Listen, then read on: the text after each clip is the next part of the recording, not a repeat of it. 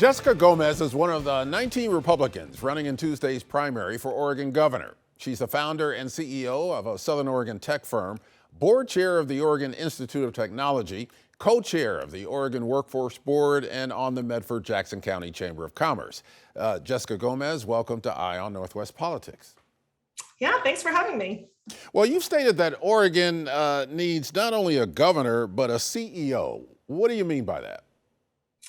Yeah, what I mean by that is Oregon needs somebody who's got experience in leadership and not just leadership in the legislature. We really need the leadership of someone who understands how to build teams, who understands how to manage financials, and can really get our state kind of kicked into gear and moving forward into the future. Because right now, what I see is a lot of dysfunction in our state agencies, and that really has to change. We have to be able to execute and deliver a return on investment for people who are paying tax dollars in our state. Would you look to make changes in the leadership of state agencies? You know, there's probably some opportunity for that. I think that we've got to recruit people the best that we can find all throughout the United States, bring them together and really give them the priorities and task them with streamlining the operation of those state agencies. Again, it's really critical. Right now, we can't even execute on sort of the programs that we have already, and we have new ones that are coming online. I mean, you see what's happening with the Measure 110 dollars that are supposed to get out to nonprofits and whatnot to provide services for addiction and mental health. And that's been really challenging. And we've got some really great plans in this state. And right now it's a struggle to really execute on those. What do you think the biggest priority would be if you were elected that this state needs to address? Yeah, so number one for me is dealing with the unsheltered homelessness issue that we have. It is at crisis levels right now. We see people that are camping in our communities, out in our urban areas, and it is really impacting our ability to recover the economy of that downtown Portland area. If Portland can't be successful, right, the state can't be successful. And so we've got to deal with that. And I have a three-tiered model that is modeled after elderly care. It's got 3 levels of care, starting with secure level, which would be akin to what you see in memory care. And then you move on to assisted living and independent living. And we need to do that for our people that are struggling with unsheltered homelessness, addiction, mental health, and start with that most secure level of care and really get them the help that they need, stabilized, allow them to detox, and really begin to make those connections with family and get the workforce training that they need in order to sort of get healthy and move on with their lives. Realistically, much of that work has to be done at the local level. So what can a governor do to facilitate that? Well, it's really about leadership and about aligning those resources, right? We've got a lot of money running around in our system right now, and no coordination, no real strategy for how to actually get the job done. And I think that really comes down to accountability, and it comes down to who you empower to use those dollars. We've got to be focused on really getting the job done. It's not about how many people we've served or how much services we deliver, but are we actually bringing people from those downtown areas that are really struggling and getting them into these programs and off the street? You may know this already, but we are number 50 in addiction and mental health services in this state. And so there's a lot of room for improvement there. You live in Southern Oregon, so I know this is a real concern for you, as parts of Oregon are still dealing with the effects of the wildfires that have happened in recent years.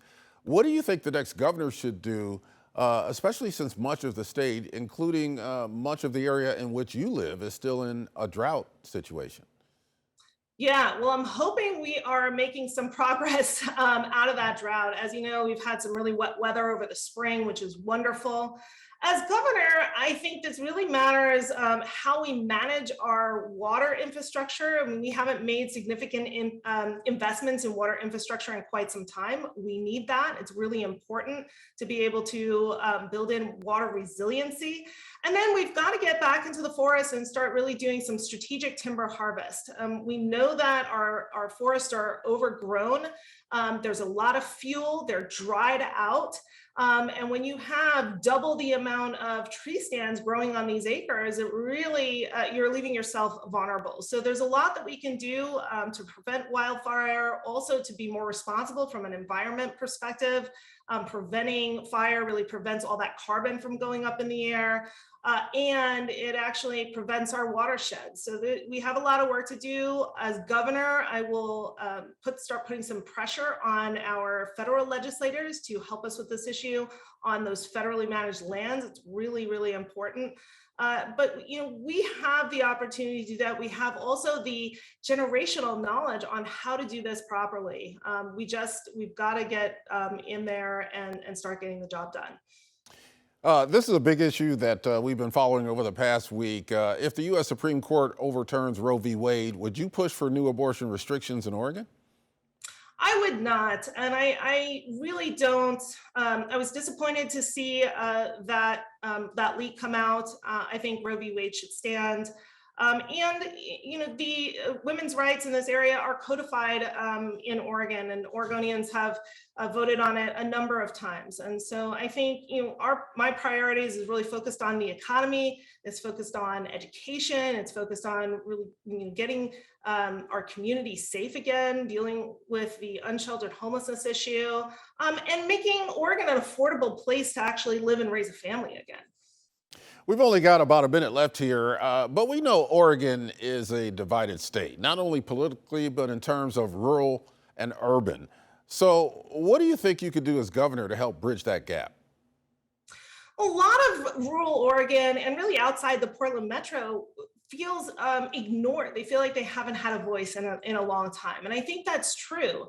And it's a lot of that is based on the makeup of the legislature and where our population centers are. So we need a governor who's really going to pay attention and look at the opportunities in rural Oregon and support those opportunities.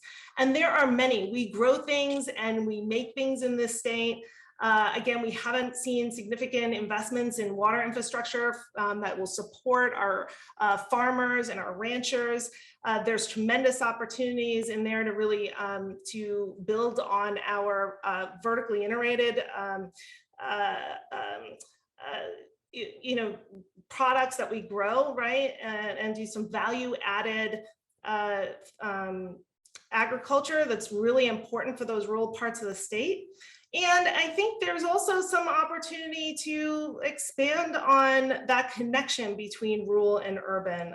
We put together legislation and we blanket the state with it. And a lot of times it's not applicable to other areas outside of Portland Metro. And I think we need a governor who's going to be sensitive to that, and I will. Jessica Gomez, thank you for joining me on Eye on Northwest Politics. Thank you so much for having me. And we'll be right back.